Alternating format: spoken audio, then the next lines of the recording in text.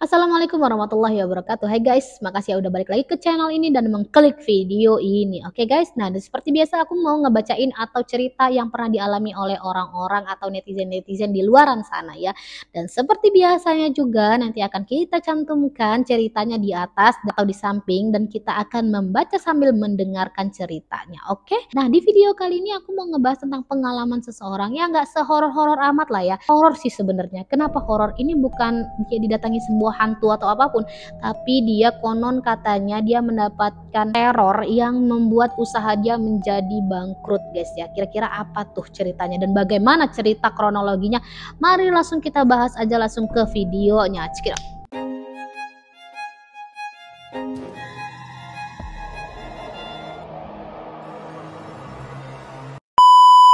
Udah lama nggak cerita, katanya guys. Langsung aja deh ya, cerita ke-15. Oh, berarti udah banyak nih, dia udah sering nih cerita horor nih guys. Usaha aku yang lain hancur lagi, katanya guys. Jadi sebelumnya dia udah sering usahanya hancur nih. Kejadiannya flashback ke tahun 2010 ya. Ini jadi kejadiannya tahunnya udah lama banget ya, sedangkan sekarang tahun 2024. Di saat aku merasa banyak sekali masalah-masalah yang datang silih berganti guys ya.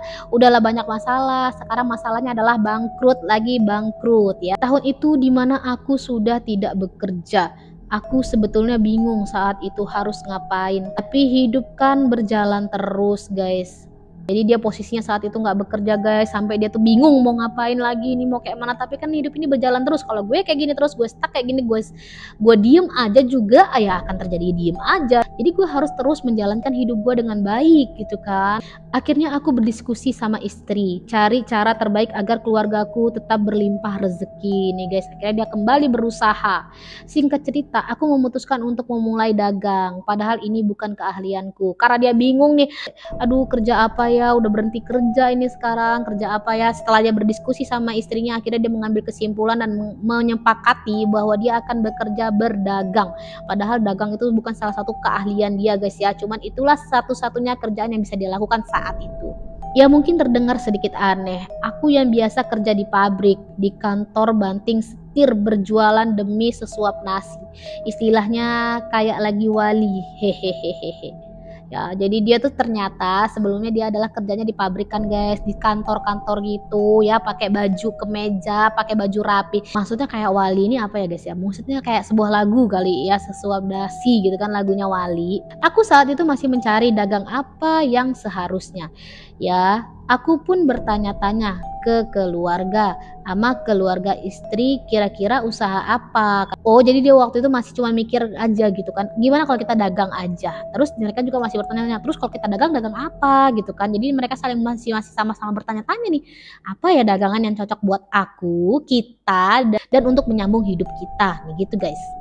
Dan akhirnya ada kakak ipar yang menyarankan untuk berjualan nasi goreng. Nah ya setelah dia bertanya ya, dia nggak cuma berkompromi dengan istrinya, setelah dia berkompromi dengan keluarganya juga, dan kakak iparnya memberi nasihat dan memberi masukan, gimana kalau kamu jual nasi goreng aja, kata si kakak iparnya guys.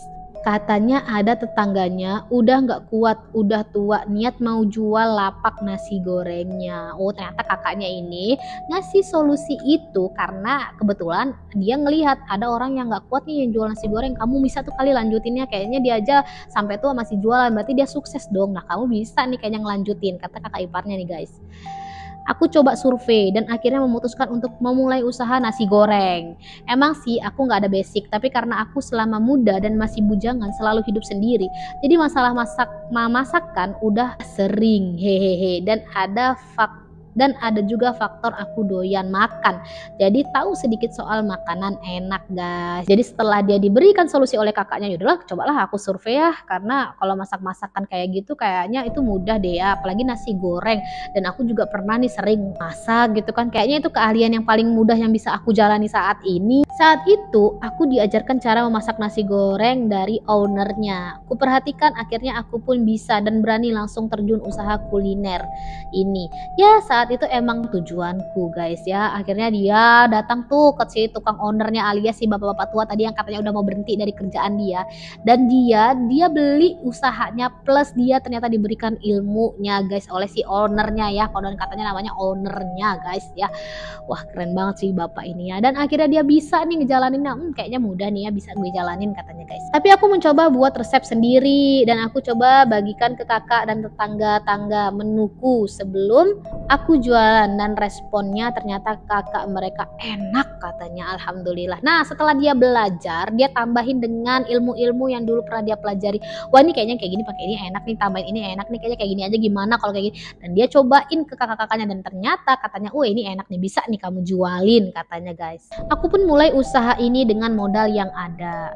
Ya aku dan istriku mulai bagi-bagi tugas. Aku yang beli semua kebutuhan dagang di pasar, istriku yang mengolah dan aku yang buka lapak dan melayani pembeli guys ya. Jadi mereka bekerja sama nih si suami istri berdua ini tadi nih. Tapi istri juga suka bantu saat aku kerepotan melayani pembeli. Nah jadi yang masak, yang urusan di depan itu si suaminya, si istrinya yang di belakang ya, yang nyiapin, yang bersih-bersihan di belakang lah ya. Tapi kalau si suaminya lagi rame banget, istrinya mau nggak mau harus ngebantu ke depan juga guys. Tidak terasa aku jualan udah hampir jalan 1 tahun dan alhamdulillah lancar dan selalu ada rezeki berlebihan di usaha ini guys. Wah gak kerasa dia udah 1 tahun dia menikmati usahanya. Wah kayaknya ini kita sukses nih ya, kayaknya kita bisa ngejalanin ini nih ya, kayaknya ini bakal jadi usaha tetap nih ya, kayak bapak tua tadi sampai dia tua baru dia berhenti gitu kan, baru dia pensiun gitu kan guys. Nah dia mungkin mikirnya bakal kayak gitu nih ya. Aku selalu mengucap rasa syukurku. Nah, kejadian yang membuat aku terkejut mulai mendatangiku guys ya. Setelah 1 tahun dia bekerja, ada nih sesuatu yang membuat dia menjadi terkejut. Apa gerangan guys? Aku masih ingat kejadian malam minggu. Emang malam minggu dagangan aku selalu diserbu konsumen yang emang udah jadi langgananku guys. Nah, biasanya malam minggu itu adalah malam dimana yang paling ramai-ramainya ya, rame banget, pelanggan-pelanggannya pasti dateng nih guys. Tak terasa aku saat itu sengaja mau jualan nasi goreng dengan menambahkan stok nasi. Ya aku masih ingat hari itu aku suruh istriku buat nasi 2 kali. Rencana aku mau jualan 22 liter nasi goreng. Ya buat aku 22 liter itu udah cukup banyak. Nah istriku seperti biasa mengolah masakan dan tidak ada kejadian apa-apa. Aku pun sore seperti biasa buka lapak. Aku buka lapak nasi goreng jam 5 sore katanya guys. Setelah masakan bahan-bahan selesai, aku langsung gercep nyimpen dan menatanya di gerobak nasi gorengku. Jadi dia melakukan hal yang biasanya rutinitas dia lakukan selama setahun ke belakang ya guys ya. Aku langsung dorong gerobak menuju lapak yang biasa aku tempati. Setelah sampai lalu aku beres-beres sebelum mulai dagang, yaitu kerjaan rutinitas aku. Nah kan guys ya, itu rutinitas yang pernah disering lakukan loh, setahun loh guys ya. Jadi harusnya dia udah hafal gitu, bahkan sampai per detiknya itu biasanya dia melakukan hal-hal yang sama, balik lagi itu lagi ya. Setelah sampai lalu aku beres-beres. Nah di sini yang membuat aku heran, aku masih ingat ada orang penglaris nasi goreng aku, seorang ojek pangkalan, memesan 1 piring nasi goreng, lalu aku menyiapkan bahan. Aku mulai menumis bumbu, mengoseng telur, dan tibalah memasukkan nasi. Tapi ada yang membuat aku gak habis pikir, kenapa nasiku berubah benyek dan mengeluarkan bau seperti nasi basi katanya guys. Padahal ini nasi kan baru ditanak istri. Aku bingung apa yang terjadi. Mana nasi yang kubawa 10 liter. Aku langsung telepon ke istri. Apa ada nasi lagi di rumah? Istriku bilang ada dan akhirnya dibawakan oleh istri. Tapi keanehan terjadi lagi. Pas dibawa, nasi itu pun sama, berubah seperti awal. Aku mengucap istighfar beberapa kali. Dan dengan berat hati akhirnya aku putuskan gak dagang hari itu guys.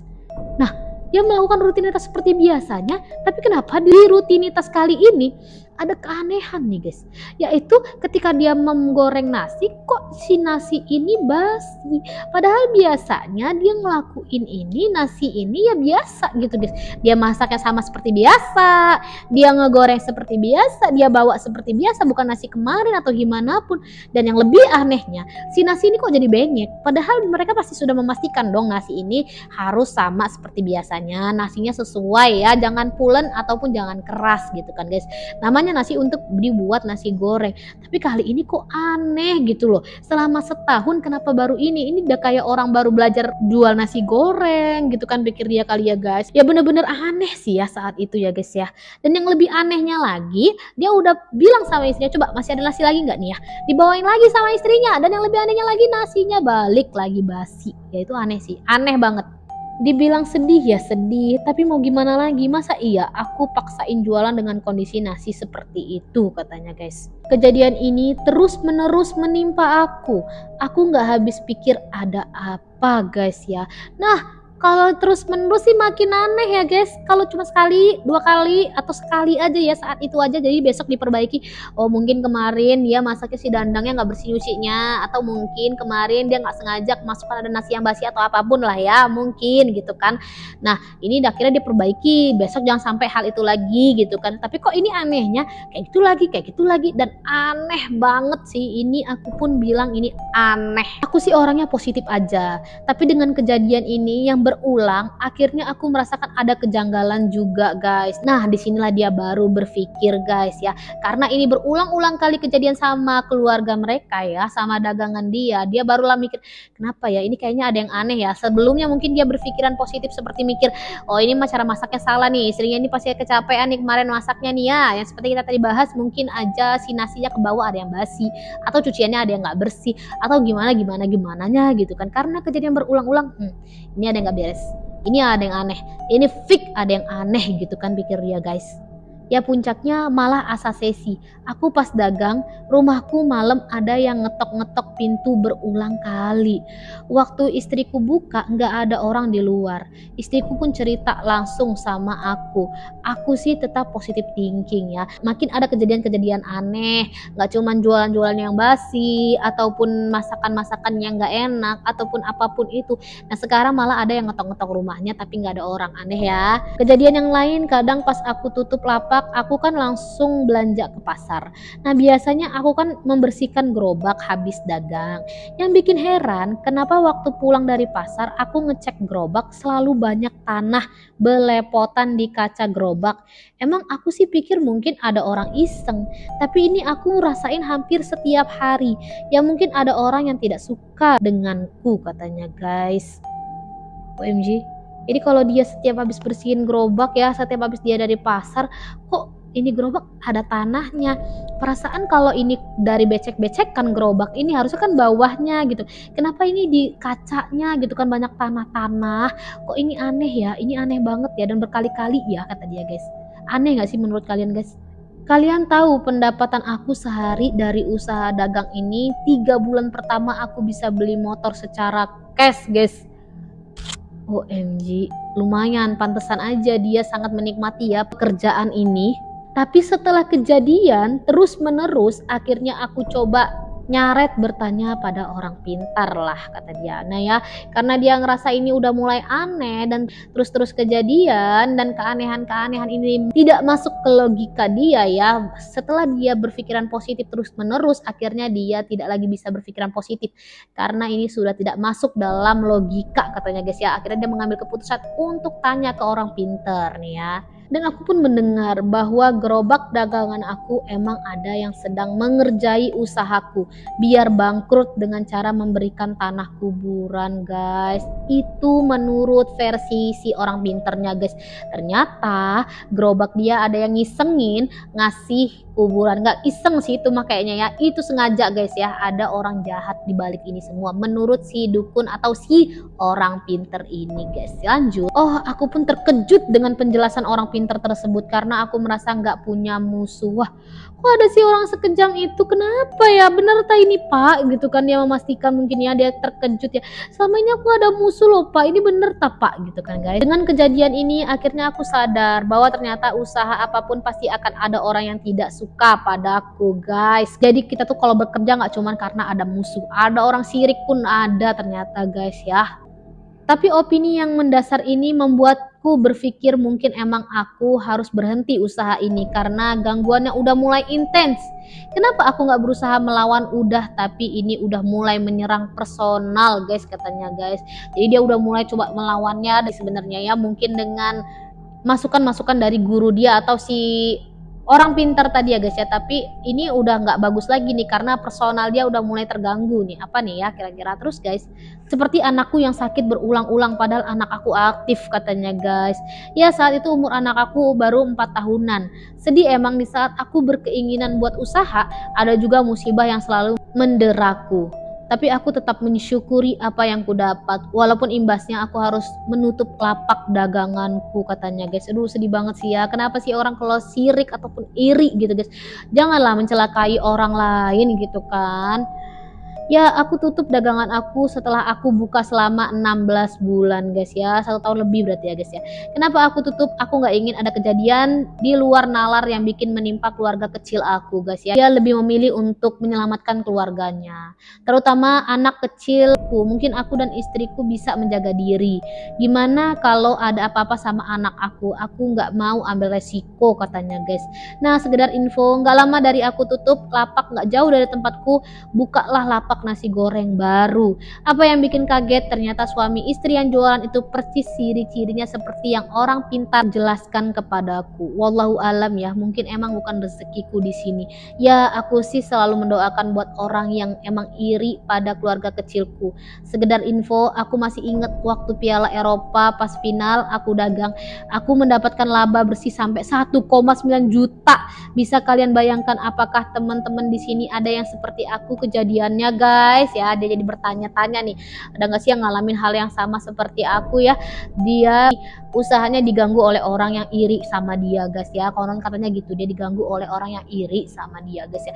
Menurut kalian gimana? Pernah nggak ngalamin hal yang kayak gitu atau dengar hal-hal yang seperti itu?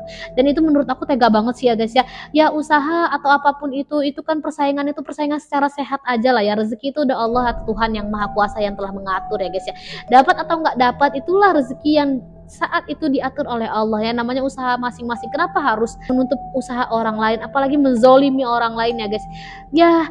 Dia tinggal tunggu imbasnya ya. Nggak mungkin apa yang kita tabur itulah yang pasti akan dia tuai ya guys ya. Jadi dia pikir mungkin dia akan selamat sekarang, tapi dia nggak tahu dia akan terjadi atau apapun itu akan merugikan dia sendirinya ya guys ya. Wallahu alam ya guys ya. Nah buat kita semua ya, terus berdoa semoga kita dijauhkan dari keburukan-keburukan atau mata jahat orang lain gitu kan guys. Semoga kita bisa membentengi diri kita daripada keburukan-keburukan atau kezaliman orang lainnya. Itulah salah satu pengalaman yang menyedihkan ya sebenarnya ya, termasuk horor juga lah ya. Horor dalam usaha nih, horor dalam manusianya ini kan ya, bukan lagi horor soal hantu atau apapun makhluk halus ya guys. Ini udah manusianya yang horor kalau udah kayak gini ya guys. Gimana menurut kalian? Terima kasih sudah mendengarkan. Wassalamualaikum warahmatullahi wabarakatuh. Bye bye.